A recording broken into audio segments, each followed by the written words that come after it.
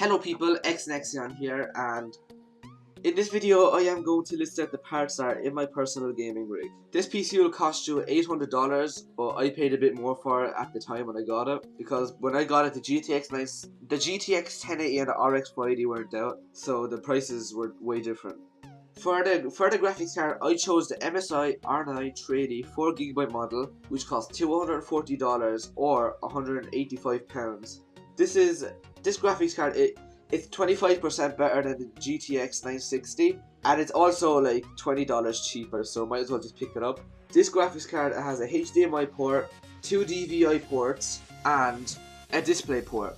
And unfortunately, it does not have a VGA port, but it does come with a DVI 2 VGA adapter, which I use myself and it works very well. So yeah, you can also overclock this graphics card, which I personally did. You get like an extra 40 FPS. It's not like you need to overclock it because it's amazing anyway. You get roughly like 90 FPS on Black Ops 3 maxed out. Well, it's new. It's not the newest, but it's one of the newest games, and it's demanding as well, and it's not optimized. So this is a very good graphics card to run that game. For the CPU, I chose the Intel i5 4460 quad-core processor. It's not really new, but I mean, it is a very good processor. It's very stable, and yeah, you cannot overclock it. But I mean, the motherboard I have doesn't support overclocking on your CPU anyway. This CPU will cost you $203 or £157. And also, this CPU, like whenever you go on Amazon, it'll always say, "Oh yeah, out of stock, available the 18th or whatever." So it is a very good processor for the price, and it's selling quickly, so might as well pick it up. For the hard drive, I chose the Seagate Barracuda 1TB 7200 RPM hard drive. This will cost you $55 or £43. It's like any other hard drive. You can always get the Western Digital 1TB, which is basically the exact same thing. There's no different. It's just that sometimes if you live in Ireland like I do, one of two of the hard drives sometimes don't ship to Ireland. So that's why I chose the Seagate one over the Western Digital. In this build, I've also chosen an SSD since like you really need them.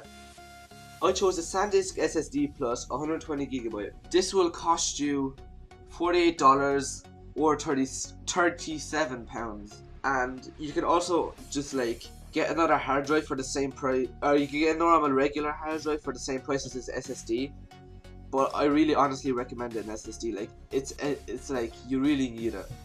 You might not think of it, but you might. But like once you actually get it, your PC will turn on so fast, everything loads so much faster, and it's just amazing. For the RAM, I chose the Kingston HyperX Fury Black 8GB. It's a 1 8GB stick, and it costs $45 or £35. And the reason I got one 8GB stick is because I am planning on getting more 8GB sticks in the future. Cause yeah, but 8GB is really all you need right now. For the power supply, I chose the EVGA 600W 80 plus PC power supply, the white version. The reason I got 600 watts instead of 500 watts is because I mean, like for an extra $5, or for an extra £5, you can just get that extra 100 watts if you want to upgrade your PC sometime soon. This power supply costs $52 or £40, and yeah, just pick it up. It's not modular, but the case I'm about to show you soon is very good for cable management, so you can hide these cables very well. For the motherboard, I chose the MSI Z97 PC Mate motherboard.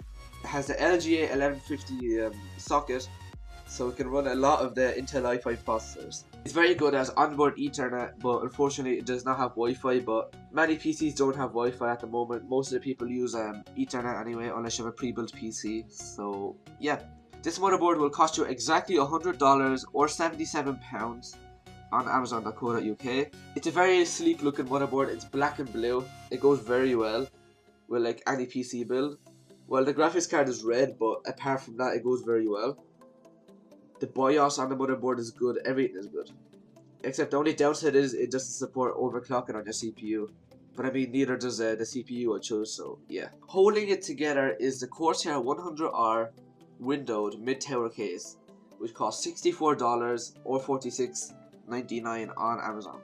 or pounds on Amazon. It's a very basic case. It has all the things you need. It has four hard drive bays, so you can put like your SSD and your hard drive, plus like 2 more hard drives if you want. And it has very decent airflow, and it has a lot of space for fans. Even if you want to put a water cooler in it, for some reason you can if you want. And it has a lot of space, so you can put like you can put your own custom CPU cooler, which I didn't choose, but you can. And yeah, I really recommend it. It's a very nice case. You can see through it, and yeah. But that's my personal rig, and sorry if I sound like a robot, but this is literally like my 80th attempt trying to record this, and I actually did it. So if you enjoyed, make sure to leave a like or comment or subscribe, or yeah, peace out.